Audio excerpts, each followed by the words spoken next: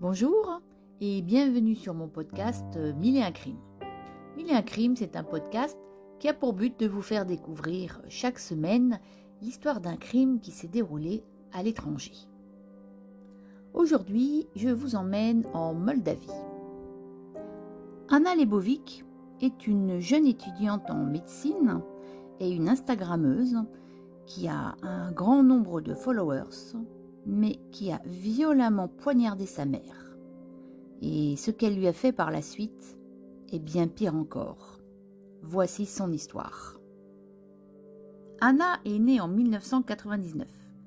Son père, Vassili Aladov, est un personnage un peu énigmatique qui porte plusieurs casquettes. Tout d'abord, c'est un homme politique. En effet, il a essayé en 2019 de se présenter au poste de gouverneur dans la région de Gagaouzie, à Comrat, mais il a échoué car il n'a pas obtenu le nombre de signatures nécessaires. C'est un homme d'affaires, bien qu'on ne sache pas très bien de quelles affaires il s'agit, et puis c'est également un grand propriétaire terrien. En tout cas, tout ce qu'on sait, c'est qu'il a beaucoup d'argent. Il a quitté sa femme et sa fille alors qu'Anna était enfant, et pour se déculpabiliser, il est très généreux avec sa fille. Il l'invite au restaurant, il lui offre de beaux cadeaux.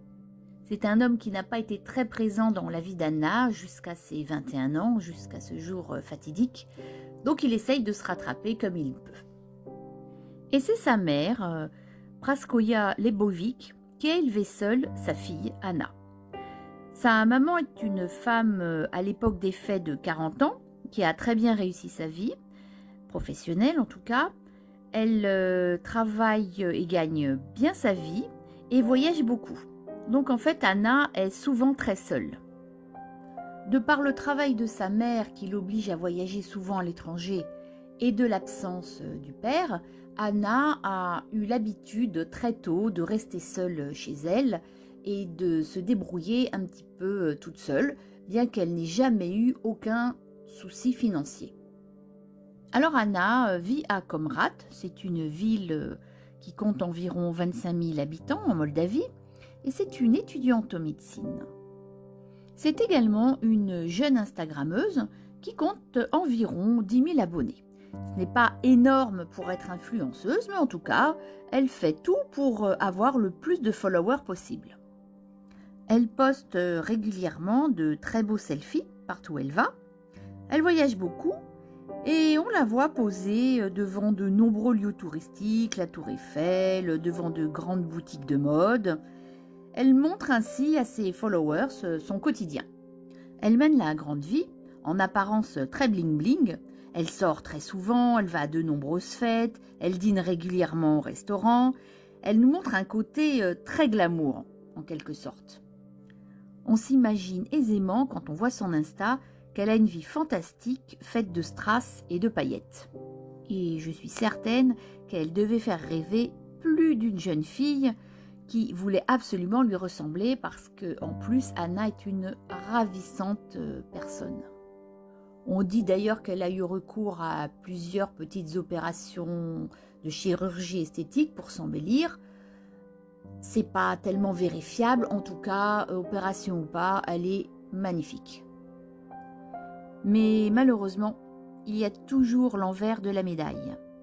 Et la face cachée, le dark side d'Anna, c'est la drogue. Le côté obscur d'Anna, le côté qu'elle ne montre pas sur Insta, c'est son addiction aux substances néfastes. Alors sur Insta, sur les photos qu'elle poste, on la voit toujours en train de sourire, de bonne humeur, mais c'est pas toujours comme ça. Son humeur est changeante, elle devient parfois ombrageuse et agressive. Parce que malheureusement, la drogue peut faire changer de caractère. Praskovia, qui rentre de voyage, elle est fatiguée, elle retrouve sa fille de très mauvaise humeur. Et c'est peut-être pas le bon moment pour parler de ça, mais sa mère lui dit « Écoute, il faut absolument que tu arrêtes la drogue et il faut aussi faire une cure de désintoxication. » On imagine aisément que le ton monte entre les deux femmes, une violente dispute éclate et soudain, Anna, dans un accès de rage incontrôlé, poignarde sa mère avec un long couteau. Mais malheureusement, Anna ne va pas s'arrêter là. Et ce qu'elle s'apprête à faire subir à sa propre mère est inhumain. Elle va tout simplement la torturer. Alors que sa mère est encore vivante, elle va lui arracher le cœur, mais au sens propre du terme.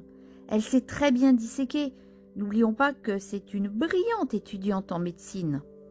Donc, vous imaginez, la mère encore en vie, Anna découpe le torse de sa mère et lui ôte le cœur. Mais visiblement, ce n'est pas encore assez cruel pour Anna, car elle va lui arracher les poumons, lui sortir les intestins du corps et les découper. On reste vraiment sans voix après ces atrocités. Et là, une fois que ces monstruosités ont été accomplies, Anna va tranquillement se doucher. Longuement, elle va se nettoyer, elle va se laver, elle va se shampouiner pour se débarrasser de tout le sang qu'elle a sur elle. Puis, elle va se maquiller, elle va se coiffer et elle va partir rejoindre son petit ami qui l'attend au restaurant. Il passe la commande et entre deux bouchées, elle va lui raconter tranquillement ce qu'elle vient de faire. Au début, le petit ami n'y croit pas, mais il y a quand même un malaise qui s'installe. Et une fois rentré chez lui, Anna elle va s'endormir, il va quand même aller vérifier et il va aller dans l'appartement de la mère. Et là, il va découvrir la scène d'horreur. Bien évidemment, il va tout de suite prévenir la police.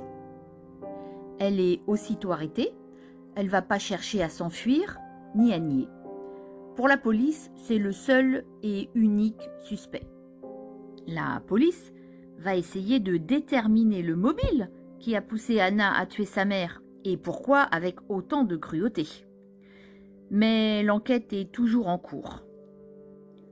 L'oncle d'Anna, qui est absolument bouleversé par les actes de sa nièce, ne comprend pas ce qui a pu pousser Anna à commettre ce crime. Parce qu'il dit aux journalistes, il dit à la police que la mère d'Anna s'entendait très bien avec sa fille et qu'elle essayait de passer le plus de temps possible avec elle. Pour lui, il ne croit pas à une dispute au sujet de la cure de désintoxication. Il pense que jamais Praskovia aurait forcé sa fille à rentrer en cure. Jugée saine d'esprit au moment des faits par les psychiatres, les experts psychiatres, Anna attend son procès. Quelques jours après son arrestation, il y a une vidéo qui fait le tour du net. On la voit allongée sur le banc, en plein tribunal, en train de se curer les ongles. Et puis, quand le président du tribunal arrive, elle se met debout sur le banc, comme si de rien n'était. Visiblement, elle ne montre ni affect, ni remords. Et lorsqu'un journaliste lui demande si elle a massacré et mutilé sa mère et si elle se rend compte des actes qu'elle a faits, elle va tout simplement lui répondre « au revoir ». Le nombre d'abonnés d'Anna est passé environ à 15 000 depuis son crime. Et ce, grâce aux articles dans les journaux qui la font connaître. Alors, je sais qu'elle a été jugée saine d'esprit, mais il faut attendre le résultat de l'analyse toxicologique pour voir s'il n'y avait pas des substances dans son sang qui auraient pu altérer son comportement. Le comportement d'Anna ultra-violent me rappelle une histoire qui s'était passée il y a quelques années aux États-Unis. Un homme avait pris une drogue épouvantable et il était devenu cannibale. Il avait sauté sur un homme et il lui avait arraché le nez. En attente de son procès et du verdict, Anna est en prison. J'espère que ce crime glaçant vous aura autant intéressé qu'effrayé. Je vous dis au revoir et à très bientôt pour un nouveau crime.